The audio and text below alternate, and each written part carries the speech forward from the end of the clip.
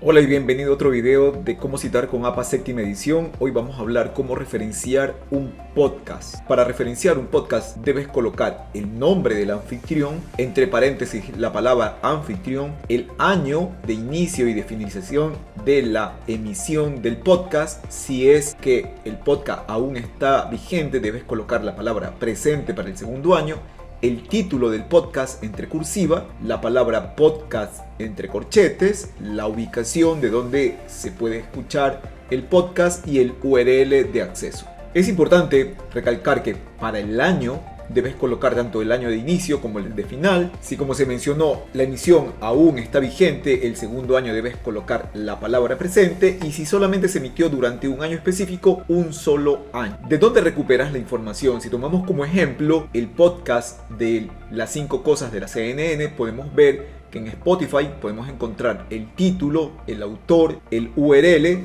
que aparece en el 3 botones para hacer la descarga, y finalmente al final del podcast podríamos ver el año de inicio y el año actual que se está emitiendo el podcast. Para el ejemplo mencionado, en la referencia colocaríamos el nombre de la CNN en español, que sería el anfitrión, el año de inicio y que está actualmente vigente, el título del podcast de las 5 cosas, entre corchetes especificar la palabra podcast, la ubicación que es Spotify y el URL de acceso. Para finalmente colocar la cita entre paréntesis, CNN Español 2016 presente, la cita narrativa, el nombre fuera de los paréntesis y los años de inicio y final dentro de los paréntesis. Si por el contrario quieres hacer una referencia a un episodio específico en un podcast, deberías colocar asimismo el autor seguido de la palabra anfitrión, entre paréntesis la fecha exacta de la emisión, el título del episodio, el número de episodio, entre corchetes episodio de podcast, colocar en